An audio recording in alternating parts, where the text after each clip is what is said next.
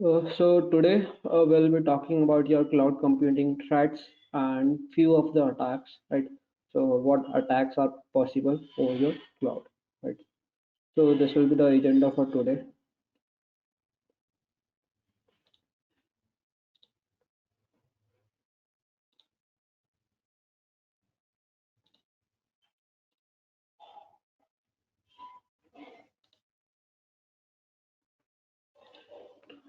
Right. So mostly, like most of the organizations are like moving to your cloud technology because of the cost.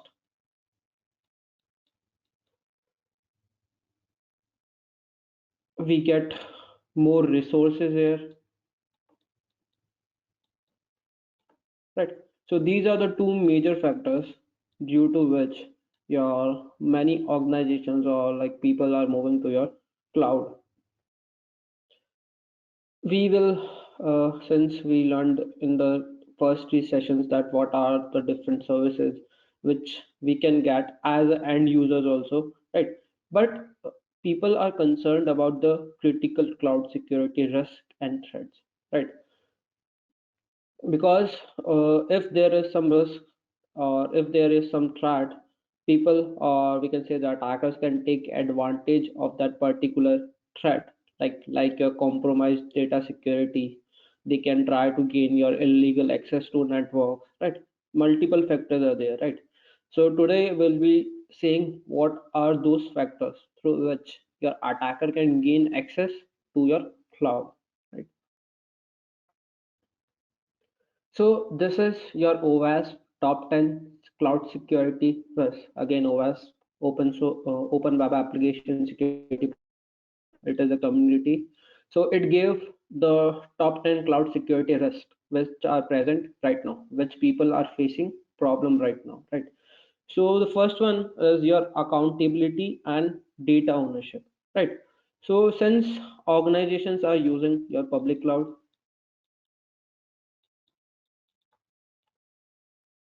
for hosting their business services instead of the traditional data centers, right? So instead of creating their own on-premises data center, they are trying to move into your public cloud.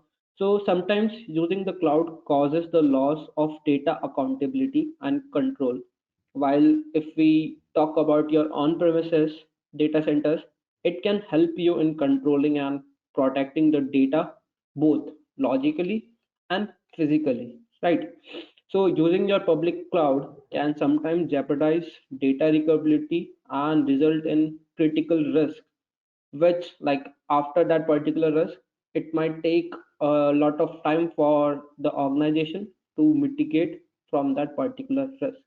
So this is one of the risks which people or the organization is facing, right? So they rank this particular risk, accountability and data ownership at the first position. Second is your user identity federation, right?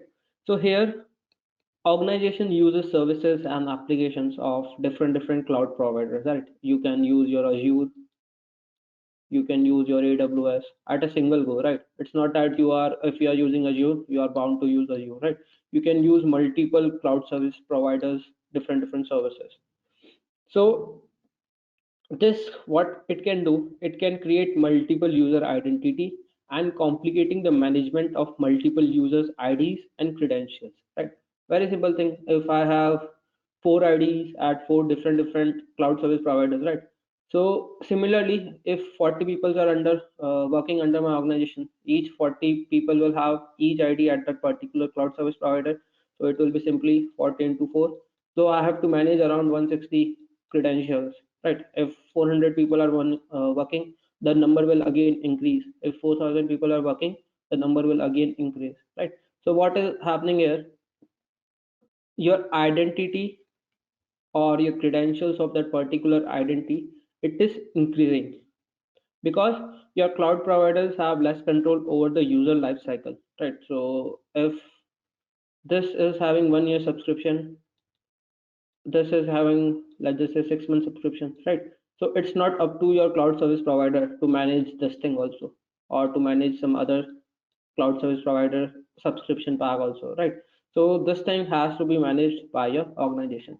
So it's better to stick with the single cloud service provider, right? Rather to move or use services from different cloud service providers. It is very simple and it's better to use a single CSP.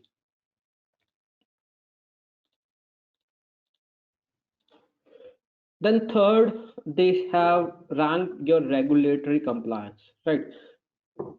So sometimes when you try to create your infrastructure, your regulatory compliance can becomes a lot complex, right? According to your needs, at what particular level you are creating your infrastructure. It can be for your health sector, it can be for some payment sector, right? So it depends. So data that is secured in like one country may not be secured in another country because of the lack of transparency and different laws, or we can say different regulatory laws that have been followed by that particular country, right? So when you see that particular price difference, when you select different regions, this is because of the compliance rules which have been set by that particular country, right? Maybe some rules set by USA is different from India, right? Because of that, chances are there the price may differ, right? So they have ranked this particular risk at your third position. Simple. If you are working in, if you want to, if you are in India, right? Why not use the data centers of India rather than going to USA? Because for sure, USA's compliance rules will change, and you have to like make sure that it is working according to your India also. Because Indian government will not allow you to host those particular rules, right? So compliance rules become sometimes a bit problem. It also depends on the scale of your organization, right? Since we are like normal users, we are using the cloud for a single person only, so it's not that much problem with us. But if we talk about the very large scale that you are creating your organization or the infrastructure, and at that particular time, it can become some risk. Fourth is your business continuity and resilience. So, performing business continuity in an IT organization ensures that the business can be conducted in a disaster situation. So, when your organization is using your cloud service, there is a chance of risk if the cloud provider handles the business continuity improperly. So, that is why we create your SLAs, service level agreement, right? Because of this particular risk only, right? So whenever you buy the services or when you purchase the services, for sure you will see a SLA of that particular service, that in most of the cases they will provide 99% of the recovery, right? In case of some disaster or some failure, they will provide you 99% the time that particular service, right? But again, chances are there, it depends on the service that you are using, right? Fifth is your user privacy and secondary uses of data. So here, the use of social websites possesses a risk to personal data because they are stored in the cloud, and most social application providers mine user data for secondary uses. Whatever website we are using these days, they are for sure capturing your data.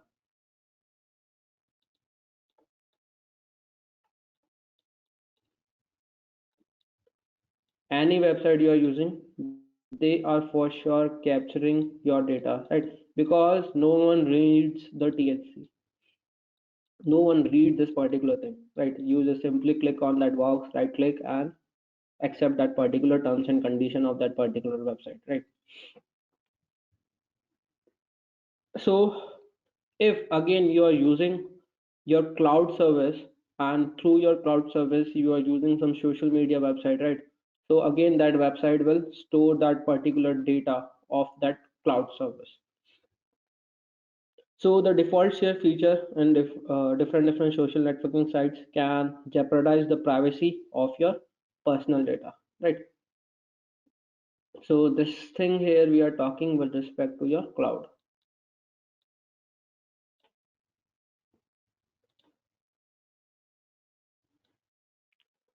Then at six, we have your user privacy and secondary uses of data. Service and data integrity, right? This was the fifth one.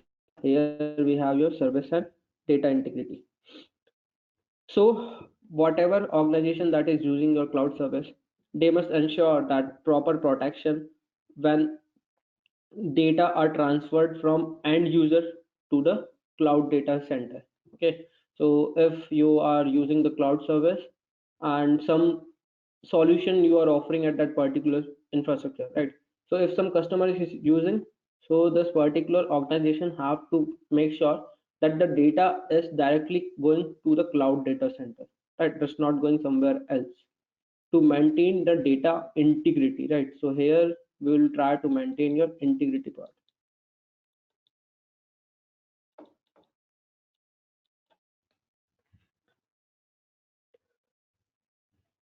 Seventh is your multi-tenancy and physical security. So your cloud technology basically uses the concept of this multi-tenancy, like for sharing resources and services among multiple clients, such as networking, data, bases, your compute, right? Different resources and different services you can share using this particular concept. Inadequate logical segregation may lead to tenants interfering with each other's security feature. Right. So we have five VMs with this particular. For example, we have five VMs in this particular CSP. Screen is not refreshed. I think it's visible to everyone.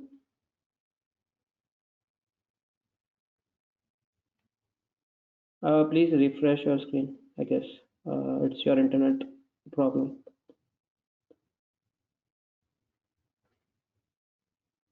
Okay. Yeah, sure. So if this thing is maintained, right, your cloud is providing you multiple resource at a single go, right? All five VMs are available to different users, right? So let's just say this is for user one, this is for user two, this is for user three, this is for user four. So your CSP have to make sure that the data of this particular VM is not associated to this particular VM. There should be a separate line between these two VMs, right? So when your user number two tries to use this VM, he should not get the data of this particular VM, right?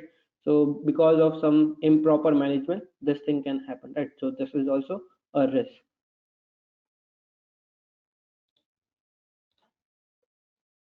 Then we have your incidents analysis and forensic support.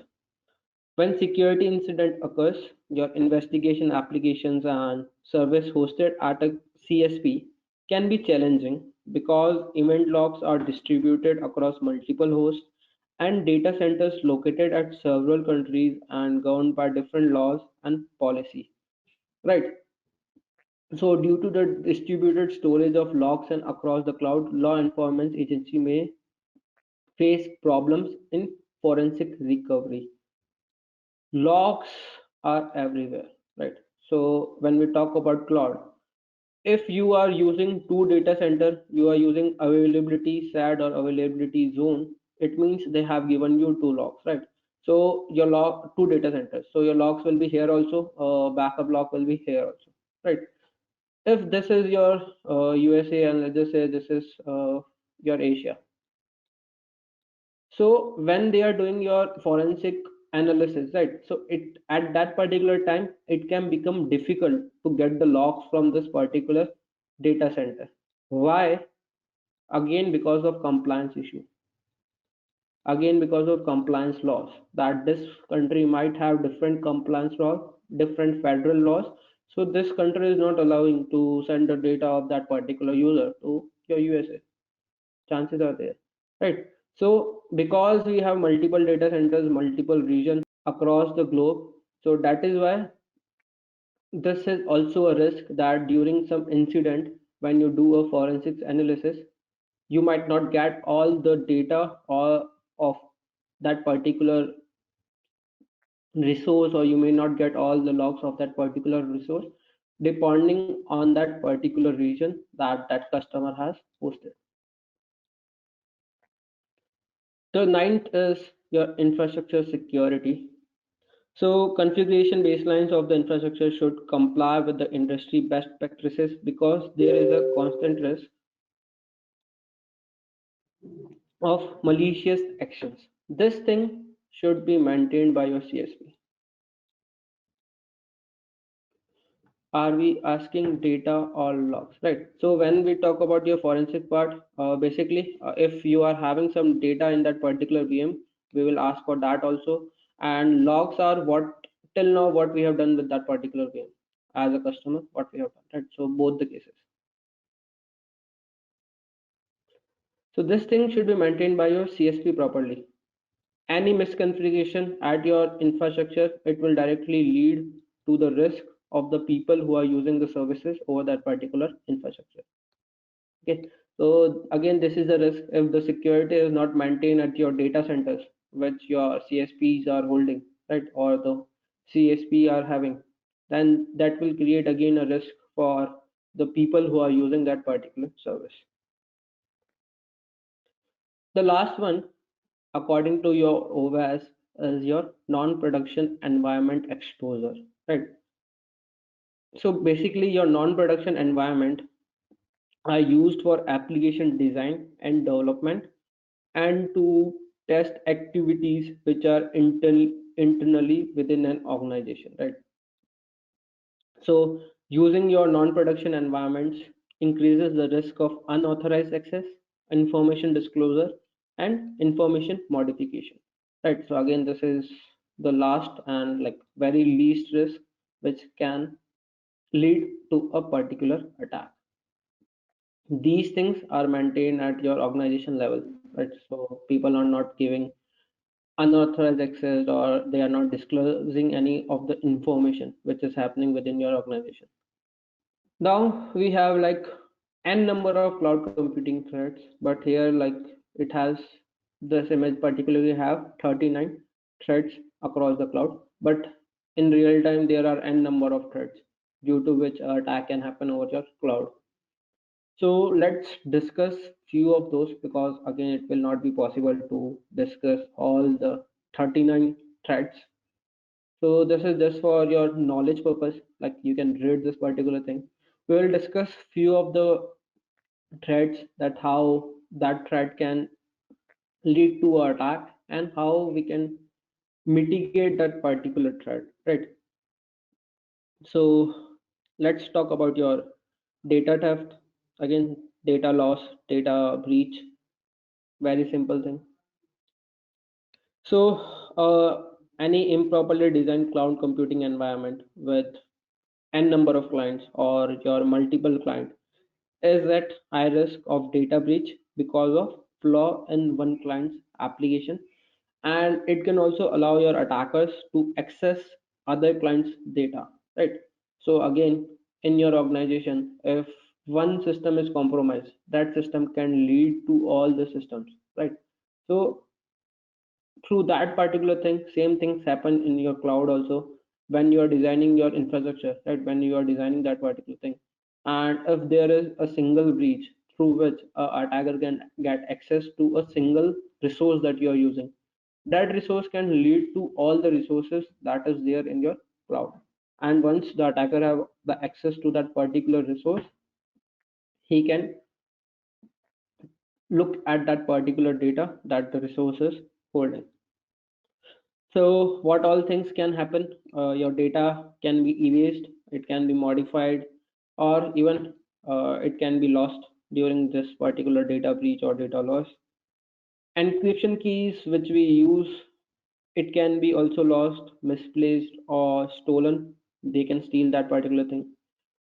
So the recent vulnerability which your Azure was facing, that your attackers were getting access to the keys of the users, right? This was the recent vulnerability in your Azure, right? They fixed this particular thing. Sometimes your data can be also misused by your CSP, right? If you are not using the cloud services of a very trusted vendor, chances are there that whatever data that CSP is holding, it can misuse that particular data. Sometimes your data are accessed illegally owing to improper authentication, authorization, and access control. Right? So basically, all the threats related to your data breach or loss, which happened on your on premises, same things can happen on your cloud premises also. Now, what are the countermeasures? Like, since we are discussing this particular threats, so we should know that how we can mitigate this particular thing. First thing is encryption. We have to encrypt the data stored in the cloud and the data in transmit to protect data integrity. Right. So again, you might have learned the CIA elements. So for your data breach, we have to make sure encryption is there in your cloud so that we can prevent from this particular threat.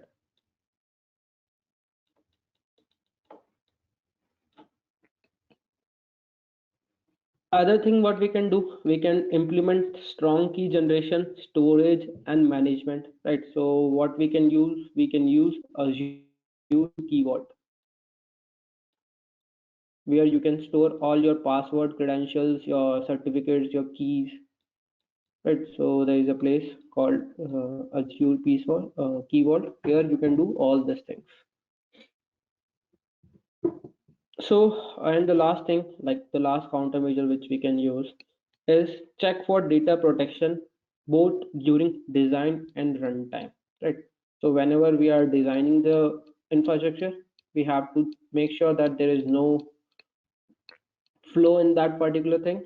And whenever we are running that particular thing after the design, again, we have to make sure that there is no breach in the runtime environment.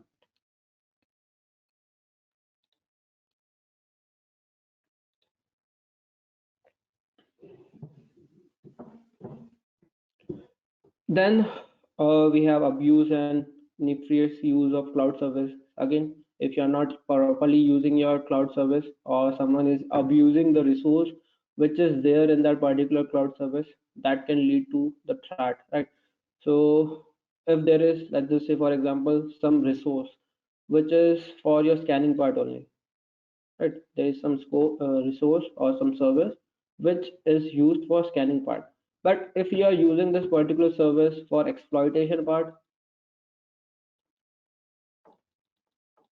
that is the misuse of this particular service, right? So this thing can also become a threat to your cloud, right?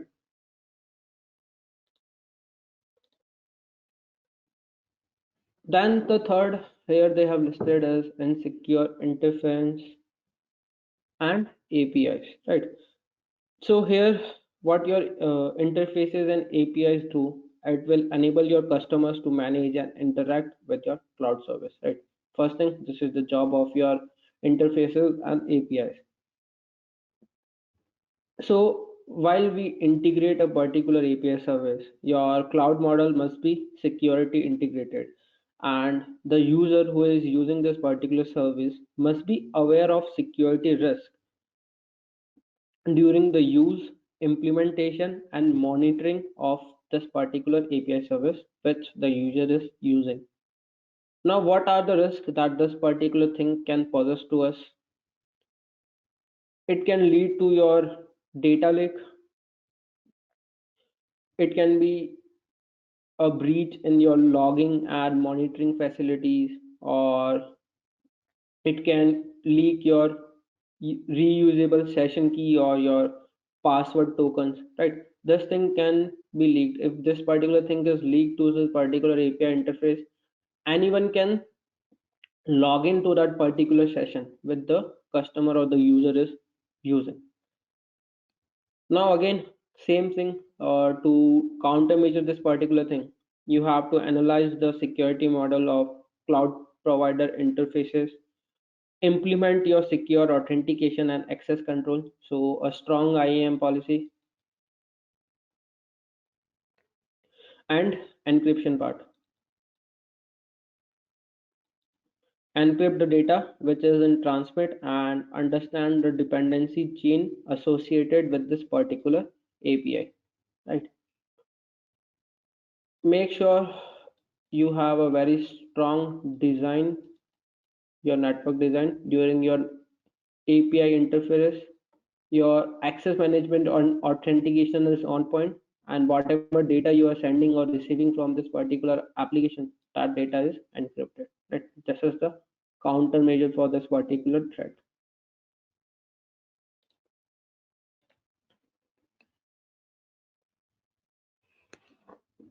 Then we have your insufficient due diligence, right? So here's nothing. It is basically the ignorance of your CSP. So if your CSP is like working at a very slow rate, or that is avoiding some risk which the CSP knows, but it is taking a lot of time to mitigate those particular risks, right? So that can lead to some threats, and the attacker can gain access to that particular CSP.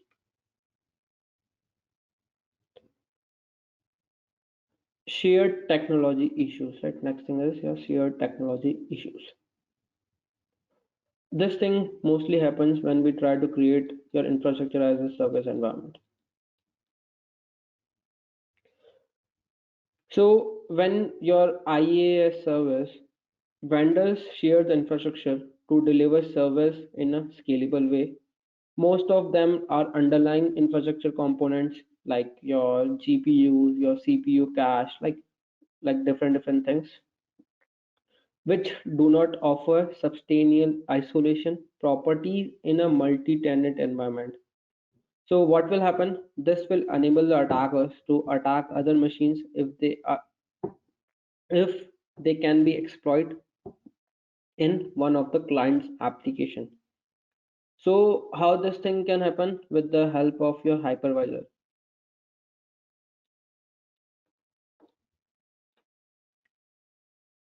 because your hypervisor mediate your access between your guest operating system and the physical resource, right? If there is a single loophole in this particular thing, your attacker can simply gain access to this thing, and if attacker have access to this particular thing, he can easily get access to the guest operating system.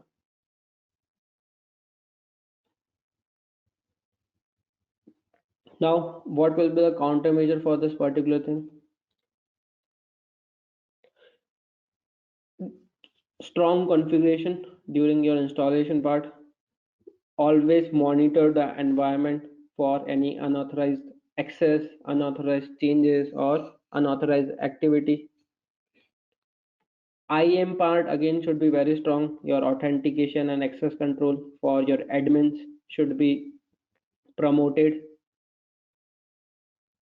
Enforce your SLAs when like you are trying to do your patch management or your vulnerability remediation, right? So these things should be mentioned in your SLAs. Always do your vulnerability scanning, right? In a particular period of time, always do your vulnerability scanning so that no current vulnerability is present on that particular infrastructure.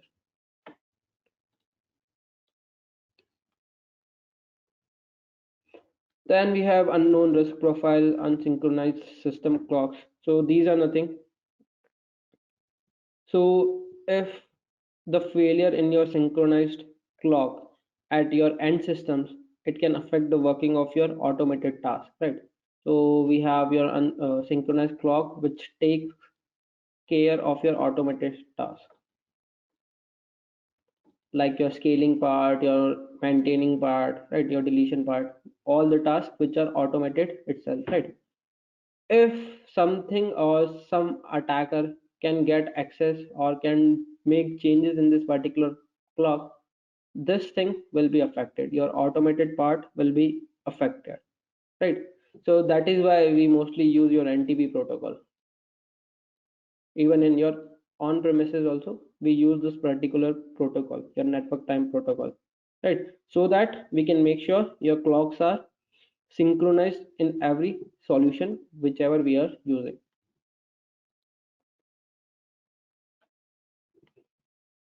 Inadequate infrastructure design and planning. Again, your planning has to be very strong. Whatever design you are using, or how you are creating your infrastructure, right? So design should be pretty solid so that no one can bypass through that particular design and of your infrastructure.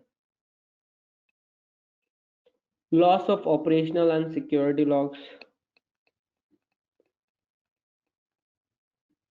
We have your malicious insiders. Again, this thing is very common, even happens in your organizations, right?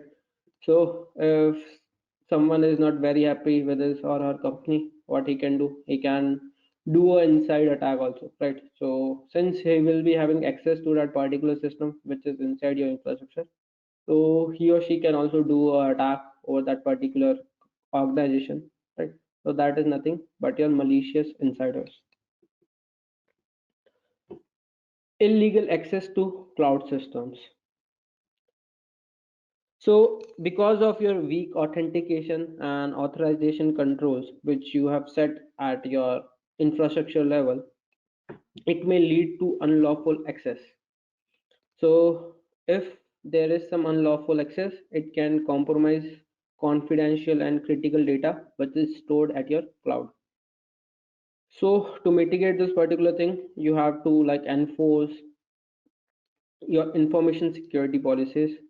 You have to permit clients to audit or review those information security policies and processes for your CSP. Right.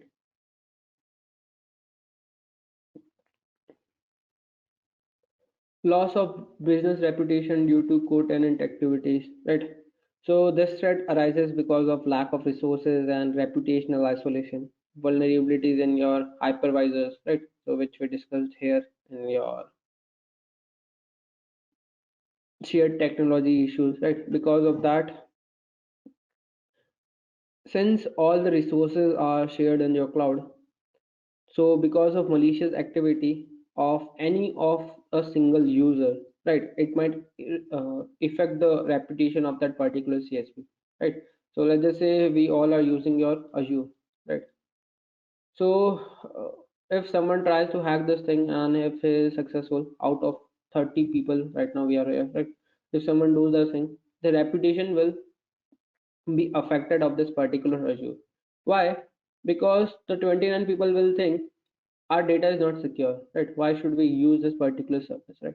So because of one person's activity, it can do a lot of reputational damage to that particular CSP. Privilege escalation, again, this happens everywhere. If you are using your machine as a normal user, but someone tries to gain access of your machine as a root user, right? So what he did, he escalated that particular privilege of that particular machine. So to countermeasure this particular thing, you have to like employ a very good privilege separation schemes in your IAM, identity and access management part. You have to always update your softwares, right? So that any new vulnerability which is related to your privilege escalation, if that is there, it should be mitigated automatically. Natural disasters, this is based on your geographical location and climate, right? So if someone sub data center is in Japan and due to some volcanic eruption, right, chances are there that that volcanic eruption can become threat to the data center. So people using the services of that particular data center, right, that services can go down. So if they don't have a backup data center, right, or a region pair to this particular data center, so they have to face the issue that they are not able to use that particular service, right, because of your natural disaster. Hardware failure, right? So this all things will happen at your CSP level, at your data center level. Why? Because since we are using the cloud, we don't have to worry about hardware. This thing should be related to your CSP only, right? So since they are setting your data centers, there will be different hardwares like your switches, servers, routers, access point, hard disk, network cards, your processors, right? These things will be already there in your data center, right? If any of this thing is failed at a particular time and they don't have a mitigation or backup of that particular thing, that service which is hosted on that particular hardware, it will go down, right?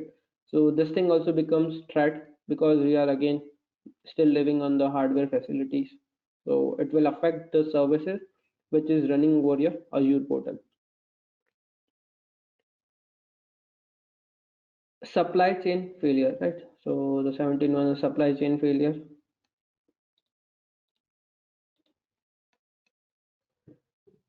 It can be caused by your incomplete or your non-transparent terms of use, like your hidden dependencies, which is created by your cross-cloud applications, or if you are not selecting a proper CSP, right, inappropriate CSP selection.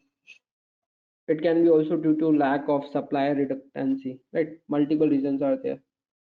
So, very simple example: you are using Azure, you have hosted your infrastructure at your Azure. Now you decided that for security part, I will use some service of AWS. For the security, I will use AWS service for security on this particular infrastructure which I hosted on the Azure. Due to some reason, if Azure is not able to provide you the security service for some practical times, this thing will become a threat on your infrastructure. Why? Because there is no security. So attacker can easily exploit this particular thing. Right. So again, this thing again depends on your third party. The resources which you are the third parties which you are choosing to use their resources, right?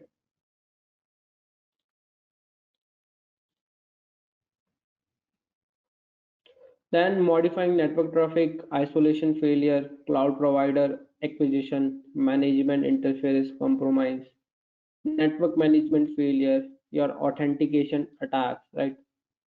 Again, to mitigate this particular thing, have a strong IAM policies, strong IAM rules. We have your VM level attacks also. Locking, this thing we discussed, right? If you don't have your logs at your resources, accidental threats, right? These are your accidental threats. So by mistake, chances are there someone can delete that particular resource by mistake, right? So you have to always set that particular logs for different resources so that you will know that which user is allowed to only start that particular service or to manage that particular service. VM level attacks, your cloud basically uses your virtualization technology which is offered by your different vendors like your VMware, VirtualBox, vSphere, right, Zen, right? These are the different virtualization technology vendors. So again, threat to these technologies will arise from your hypervisor. Whenever we talk about virtualization, this thing will surely come into play. So to prevent this particular thing, what we can do, we can implement your IDS IPS to continuous monitor this particular thing.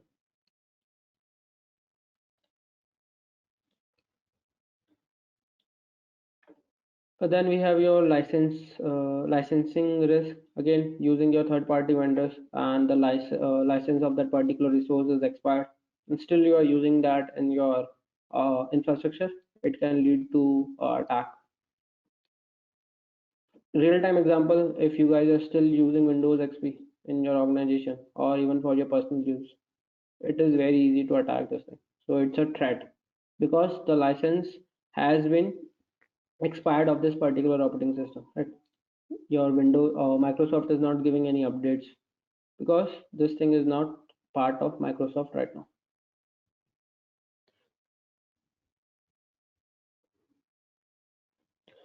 Loss of governance, loss of encryption keys, right? So if by accident you lost the keys which is for your SSH connection for different machines, right? attacker can get access to this particular thing and he can log into the servers which are hosted over your infrastructure. Risk from changes of jurisdiction. These things are again your compliance part. It depends from country to country, right? So if some country change some law, so your cloud service provider should also change that particular law according to that particular region, right? If not change, again during your forensics part or deployment of some different resources, right, it will not allow you to do all those things because of the change of federal rules at that particular region. Undertaking malicious probes or scan, right? Theft of computer equipment. So this thing happens at your data center level.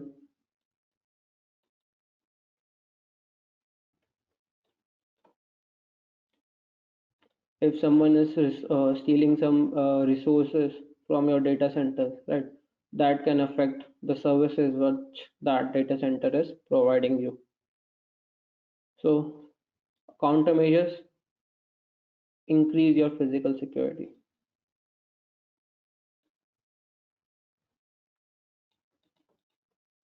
Cloud service termination or failure. These things are mentioned in your SLA that they will provide you 99% of the time service, but in case of some failure or some updates or some patch management, right? For some minutes or for some hours, the service might go down, right? So during this particular thing, if that particular service is down or you are getting a failure for that service, attacker can take advantage of that thing and he can try to get access to your network.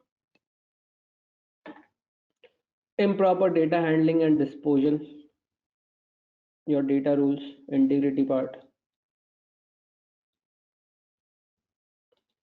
You can see that all these threats are very similar to each other, right? The mitigation of each threat is like very similar to each other. What things we have to take care of?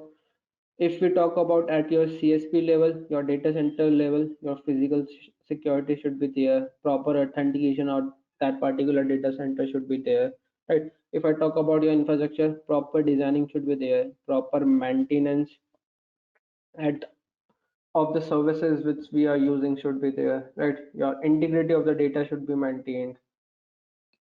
You have to like make sure that the compliance rules the reason you are using, right, the compliance rules are applicable to your infrastructure. Your access management and authentication part is very strong at your infrastructure level, right?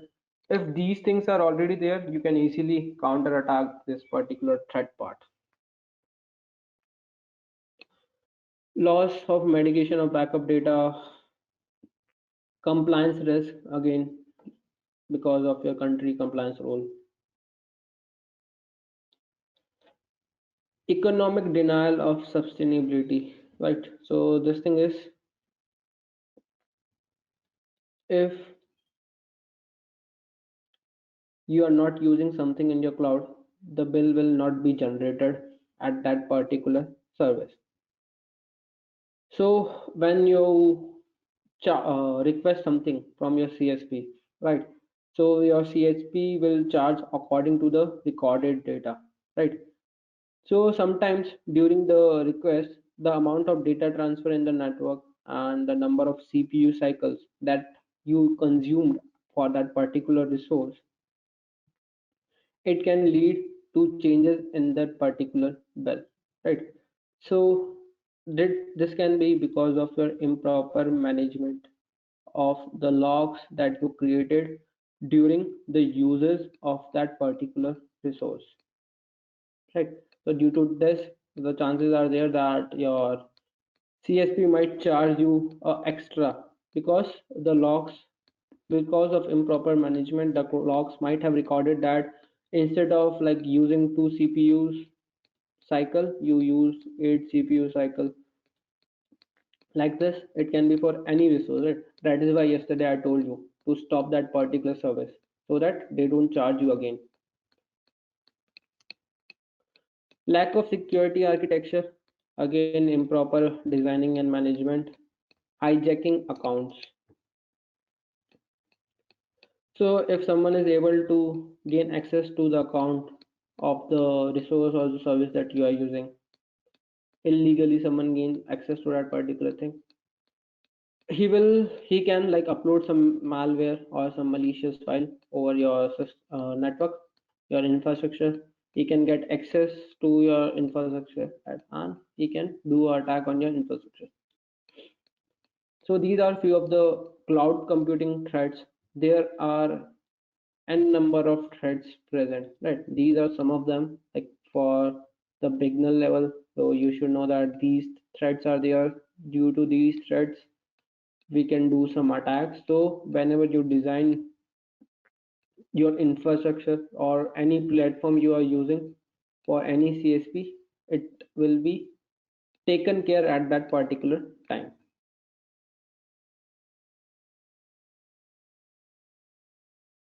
What are the best available tools for cloud environment? Right? For Azure, you have your Azure Defender. We have your Amazon Inspector.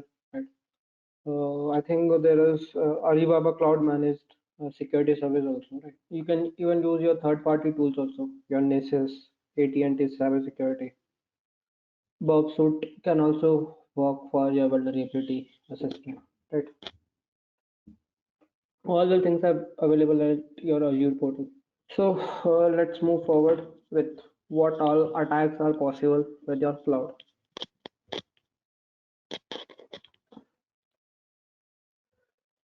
Service hijacking using social engineering, right? This thing, what are your social engineering attacks you might have learned with your first segment of your JCP, right? So different social engineering attacks you can do, phishing, wishing, all those things. So social engineering is a non-technical institution that relies heavily on human interaction and often involves tricking other people to break normal security procedure, right?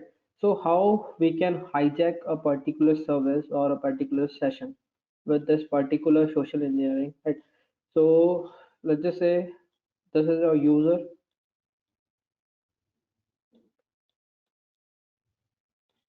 and this is some cloud service which this user is using, right? So let's just say this is your cloud service.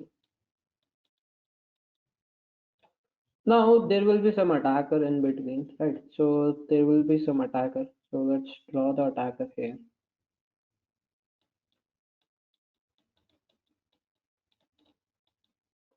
Now first thing, what the attacker will do, right? So let's just say this cloud service is your Azure one, right? So this is the Azure portal,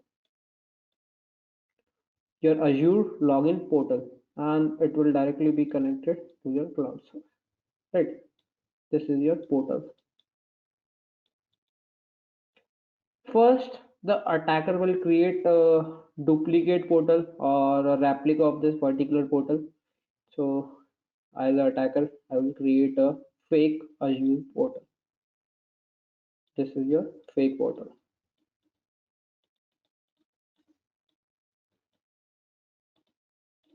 This was my first job. As an attacker, this was my first job. Now what I will do, I will send a malicious link of this fake portal using your social engineering technique to this particular user. So I will send this particular link to this user. This was my second part. As an attacker, this was my second job. First, I created this fake portal and I sent this particular link to the user. Now, what user will do? He will fall into my trap. He will open this particular link, and as soon as he open the link, he will be directed to this particular page. Now, the user will think this is the original Azure page. He will enter the credential, and as soon as the credentials are being entered by the user, I will receive the credential and I will redirect this particular user to your original portal. Okay. So user might think that there might be some glitch, or because of that the credentials were not accepted. So again, let me try to use those credentials. As soon as the user again enters the credentials, he will be directed to your cloud service. Okay. Now as an attacker, since I have the credentials of that particular user, I can go to this particular portal, I can use this particular credential, and I can get access to your cloud. Right. So this is what your service hijacking is using your social engineering attack. I am hijacking the services which this user is running. Okay, very simple to do, but few things you have to take care of. You have to first create an exact replica or a complete fake image of this particular portal. You have to try to convince the user to open your malicious link. Right, once the user open this particular thing, you will receive the credentials and you will redirect the user to the portal, original portal. User will think that okay, because of some glitch I was not able to enter into the services that I'm using. I will again retype all the credentials, and at that time you will get access to the service that the user was using, right? And after some time, since I have the credential, I will go to the Azure page and I will simply type the credentials which I got from this particular fake portal, right? And I will also be able to use this particular cloud service. So this is what your session hijacking using your social engineering is all about. Now, how to countermeasure this particular thing? Do not share your account credentials between users and service. Again, we fall into the trap because of social engineering attack. So we have to be take care that the links which we are opening are the original links, are the secure links. This thing as a user you have to take care of. You have to train your employees to recognize the social engineering attack. Again, if this user was very smart enough to identify that it's a fake URL, why will he open that particular thing, right? So you have to like teach your employees that how to detect your social engineering attack.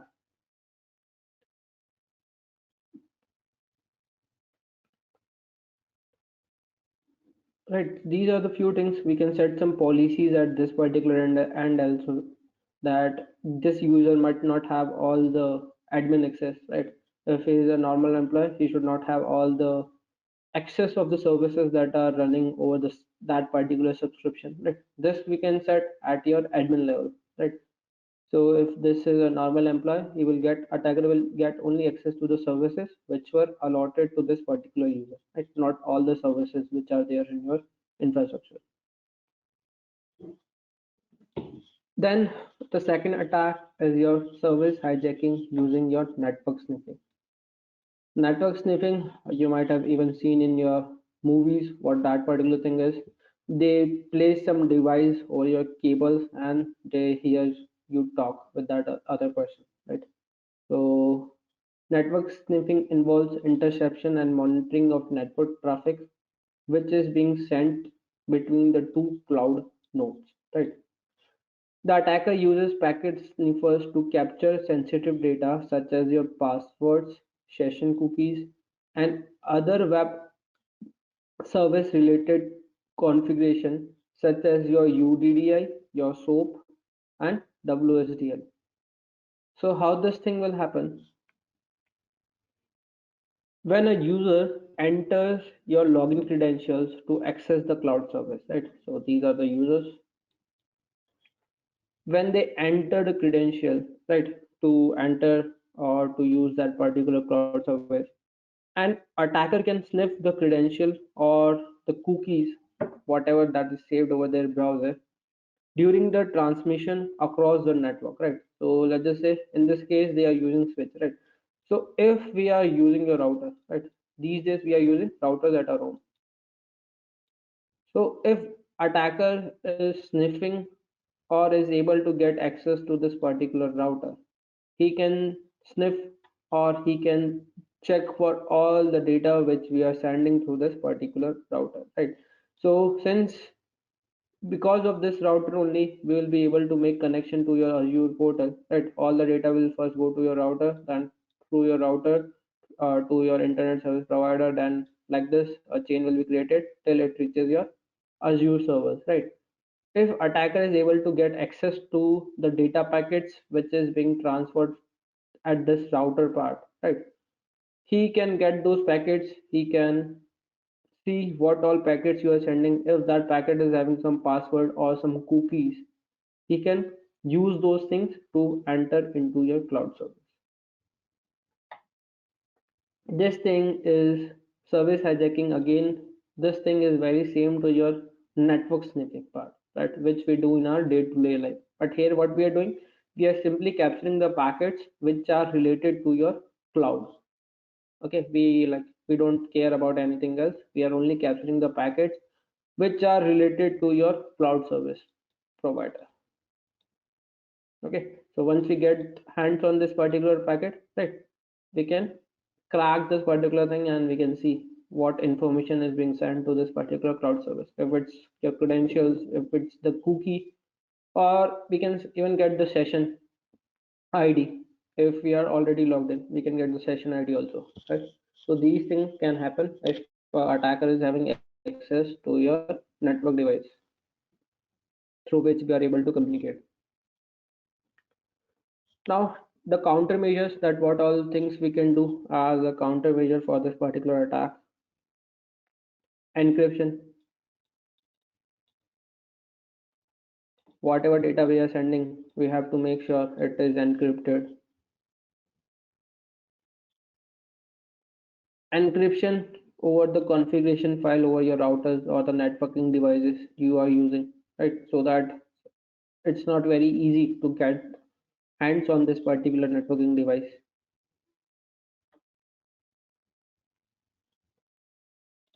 Right, these are few of the parts which you can do as a security person to make sure that security is very strong from your point of view. Mostly, like I will say, around 70% of the people don't change their default username and password. Yep, two-factor authentication. These things you can do. Over your router, you can do two-factor authentication. Because in your network sniffing, what is happening? Your attacker is getting access to your network device through which you are making communication. Right? You have to make sure that this particular device is very secure. Whatever data you are sending through this device is encrypted. Okay. 70% of the people don't change the default credentials of their router, right? So if you are like using the dealing one, the password will be 123 123 or admin. These are the default username and password, right? So if you haven't changed your router username password, please go, please change that thing after the session, right? Then we have your side channel attacks or your cross guest VM breaches, right? So here, your attacker can compromise the cloud by placing a malicious virtual machine near a target cloud server. And what they can do after that, they can launch a side channel attack. So here in this figure, you can see that how a attacker can compromise the cloud by placing a malicious VM near a cloud server. Right. So this is the attacker, this is your user, this is the CPU, cache, this is your multi-tenant cloud, this is your victim's virtual machine, this is your attacker's virtual machine. This thing is happening at your data center. This thing is happening at your data center. So what will happen? Your user will be using some CPU which is placed as your data center, right? That CPU might be connected to some virtual machine, right? If you are able to get access to this particular data center, what you can do, here you can see different attacks: timing attack, data remnants, cryptanalysis, power monitoring attack, differential fault analysis, right? These are some attacks which you can do if you are able to get access to this particular CPU, right? So if you are able to get into your data center, and in that data center, if you are able to get access to any of the CPU that is present here, right, you can place, instead of like, you can change the hypervisor from moving to this particular VM which is there in your data center to your own virtual machine, right? So if the user, whenever he tries to make a login on that particular portal, so this CPU will redirect, instead of the original VM, it will redirect to your own virtual machine, which is set by you. So here you can see attacker impersonates victim using the stolen credentials, steal victim's credential, right? So once able, the user tries to make a login on this particular VM, again same place, like this here, he will steal the credential from this fake portal, right? And here it is your fake virtual machine. He will steal the credential will be received by the attacker. Now the attacker will use this particular credential to use the original virtual machine, right? So again, this thing is happening at your data center level.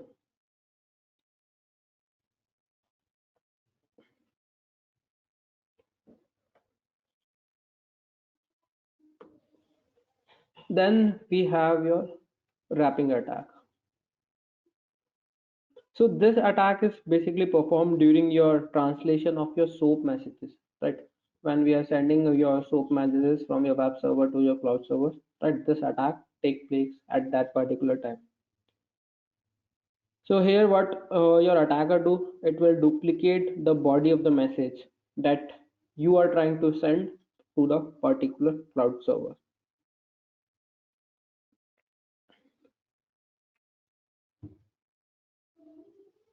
Right. So you can see that in first, user sends some request to the web server. This is first thing. The attacker will be again between the user and the cloud server.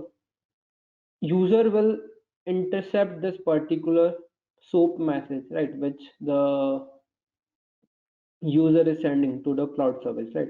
Once he get access to that particular message, he will make changes in that particular SOAP protocol, send the SOAP message with the header. You can see that third, header plus body, duplicates the original document, adds the copy of the header and modify the original document, right? So whatever document you are sending, right, it will have some header, your SOAP header. If you are able to make changes in that particular header, you can easily modify the document or the body of that particular header, and then you can send that particular or the modified message to the cloud server, right? This message will for sure be malicious. Countermeasures for previous one, okay, we will discuss that, just give me a sec. Wrapping attack is similar to man in the middle attack, right? So your man in the middle attack is very similar to your man in the cloud attack. This attack, we can say, right, here we are not somewhere in the near, here we are attacking to the request which we make using your SOAP protocol.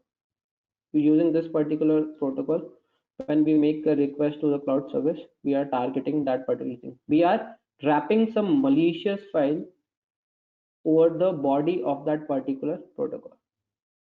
Okay, we have your man in the cloud attack also, we will discuss that thing also. That thing is very similar to your man in the middle attack.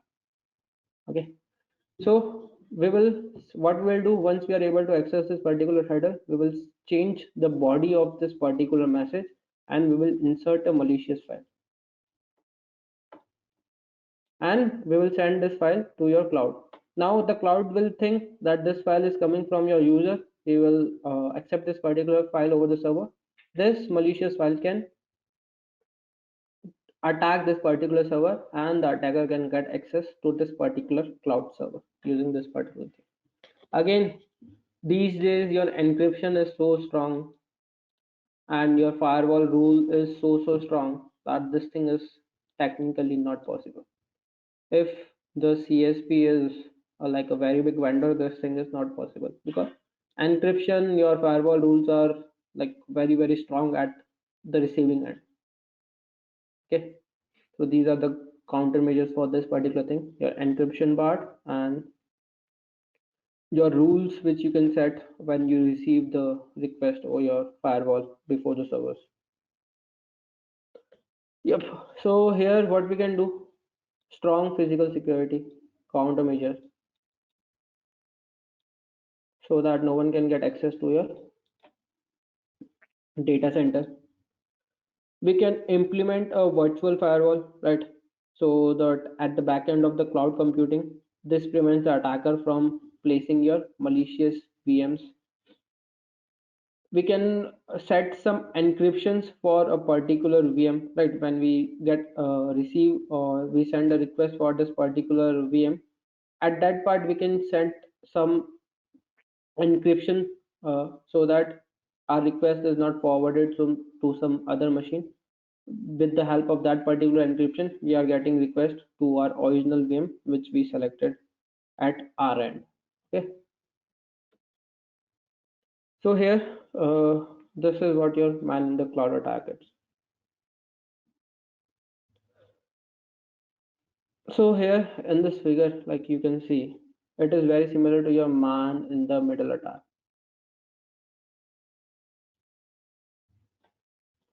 right? So the attacker tricks the victim to install some malicious code that plants the attacker's synchronization token, right? Here we are talking about that particular attack, unsynchronized.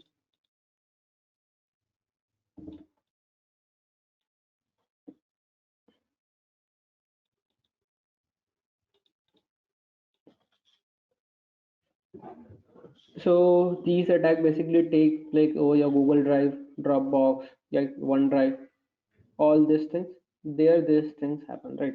So the attacker will trick you, the victim, to install any malicious code, any malicious software, any malicious file over these particular drive.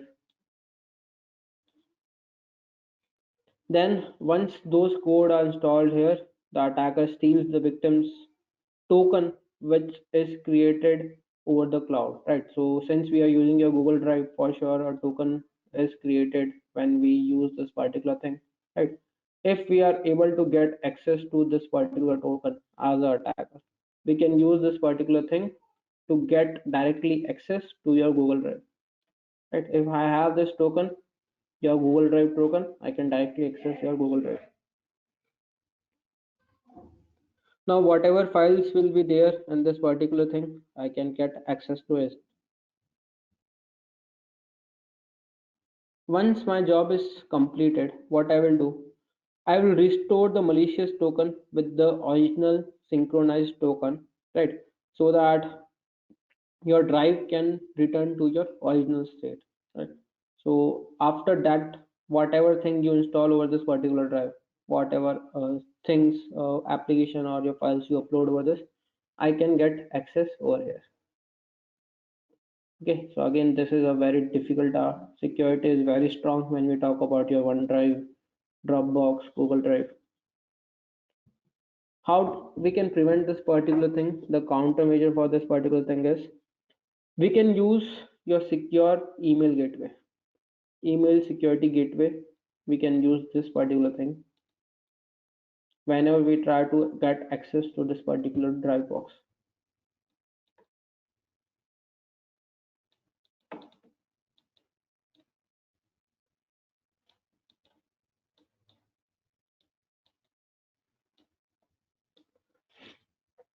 So other than this, what we can do? We can use your AVs, your antivirus softwares, to detect and delete the malware at the time of coming into our system. Here we can implement your two-factor authentication, right? So that when attacker tries to gain access, he have to pass this particular, which antivirus is used in cloud, right? It again depends on your speed. Mostly if you're talking about Azure, we have your Microsoft Defender, right? That thing takes care of everything. In your Windows also you have your Windows Defender, right? So I don't think mostly people install antivirus these days because they are already giving the pre-built services, right? But you can use your third-party resources also, right? You can go to your marketplace and you can search for different services for your antivirus also. Right? So there will be again a number of services which your third party people are giving you over your Azure. Okay. Yep. Like, and we have your Azure Sentinel,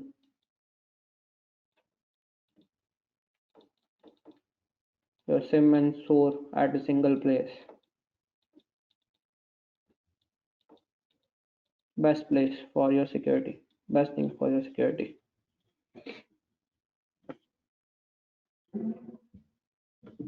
Then we have your cloud hopper attack. This thing is basically triggered by your MSP. Now, what MSP is? MSP is nothing but your managed service provider.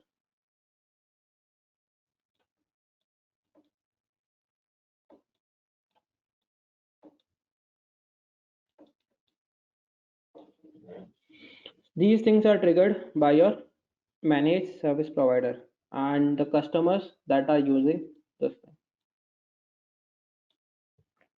The customers of your MSPs, these things are triggered. This particular attack is triggered by them, either by your MSP or the people who are using the services of MSP. Now here you can see in the figure what is happening. The attacker is infiltrates the target MSP provider and distributes malware to gain remote access. Right, you can see he is distributing the malware over this particular MSP. Now this MSP, this malware is going to all the customers that is using this particular service provider. Okay. Now the attacker accesses the target customer profiles with his or her MSP account and he compresses the data, your customer data, and it will store in your MSP. The data will be stored here.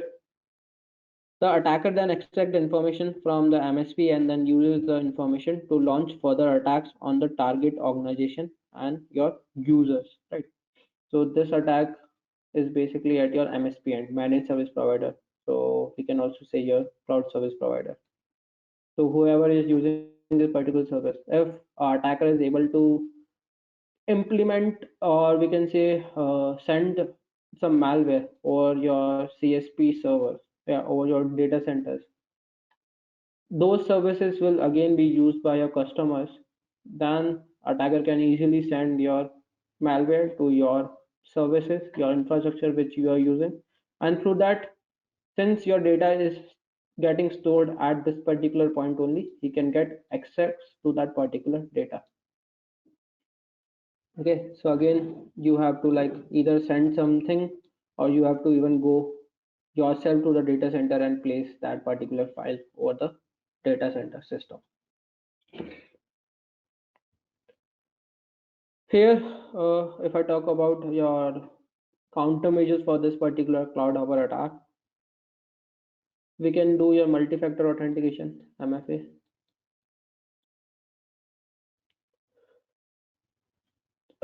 There should be some guidelines or some rules between your CSP and the customers.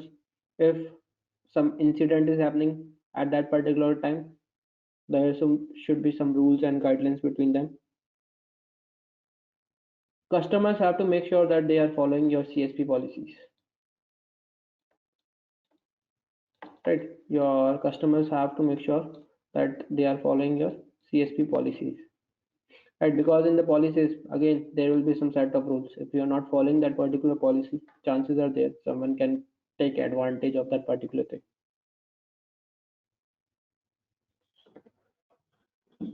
Then we have cloud cryptojacking. Again, very famous thing, cryptocurrency these days. Here, what will happen? First of all, what is cryptojacking? Is an unauthorized access which we use the victim's computer to mine digital currency, right? So this thing, if we talk about in real time, this is called your cryptography. When we do this with the help of your cloud, it is your cloud cryptography. These are these attacks are basically highly lucrative, right? They will involve both external attacks and rogue insider side. So here you can see in this particular diagram, this is the attacker and this is your victim. Attacker first compromise this particular cloud service, right? This is your cloud service. He will first compromise this particular cloud service. Now what this attacker will do, he will run some crypto mining script over this particular cloud service, right? Whenever the victim connects to this particular cloud service, because of this particular script, the victim's resources will start mining the cryptocurrency, right? Because of this particular script, the victim's resources will automatically start mining the cryptocurrencies, right? And who will gain advantage of this particular thing? The attacker. Whatever he gained during the particular period, let's just say some attacker is able to run this particular script over your Azure data center. As soon as I log in with my 4 VMs over this particular Azure data center, right, my system resources will start mining the cryptocurrency with this particular script, right? And whatever amount they get, this thing will be directly transferred to your attacker's servers or the attacker's machine, right? Now again, I will feel that why my resources are very running low, right? Like this we will feel if you are using your 4 GB RAM CPU, you will feel for sure that your resource is running very slow, right? Because of this particular thing. At the back end, this thing is happening.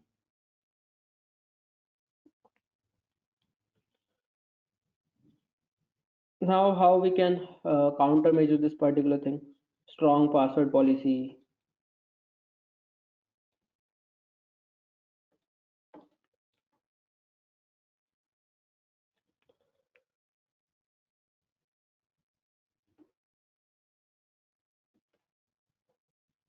We have to make sure of the encryption. If we are using your SSH servers, we have to make sure that the SSH keys are encrypted when we are trying to make access to the cloud servers. Again, use your latest antivirus, anti-malware, ad blocker tools in the cloud, right? Because of that thing also, we can like accidentally run some particular scripts. Over our web also, we see lot of advertisement, right? These days, like around 75 to 80%, these are your normal ads, but chances are there that around 25%, this can be a malicious ad, right? So if you accidentally click on this particular thing, it might like run some code or it might install something over your system, right? So that thing can be also used for your crypto mining. If you are using your third party resources, always review the policies, always like check for the certification whether that particular product or the company which is offering that particular product is valid or not, right? Because of that also get it might be able to get access to your system and it might run some scripts over your system. Then at last we have your cloud-borne attack.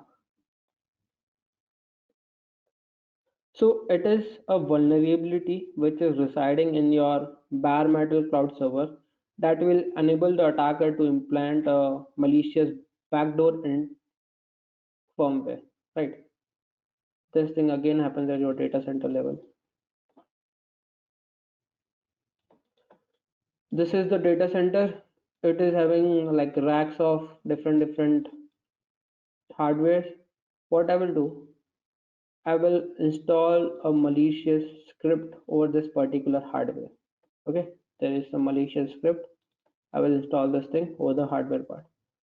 When some user is assigned to this particular thing, if the user is accessing this particular hardware, I will be able to get a backdoor access through this particular script. Through this script, I will be able to get backdoor access to this particular user or whatever machine he is using. Okay. So in this example, you can see Attacker is there. This is your server, your data center, or attacker injects malicious backdoor on bare metal server. Right, I injected some malware over this particular. Mostly this will be a rootkit.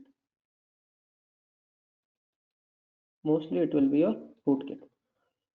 Server assigned to new customer with persistent backdoor. Okay, so whenever a new customer comes, we will like request for this particular thing. If this thing is assigned to this customer, as soon as the customer or this particular person start using this thing, attacker monitors the customer activities. For simple, as soon as he start using this particular server, the attacker is having a backdoor access.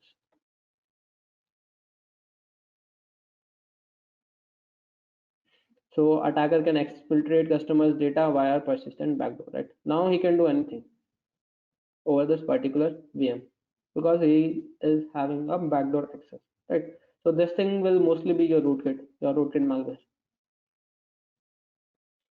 Now countermeasure for thing, they have to be your CSP have to make sure that their firmware is up to date, right? Always updated. They have to always do a rough scan before they assign this particular server to a new customer. Okay, these two things the CSP can do to make sure that there is no backdoor malware installed over this particular server.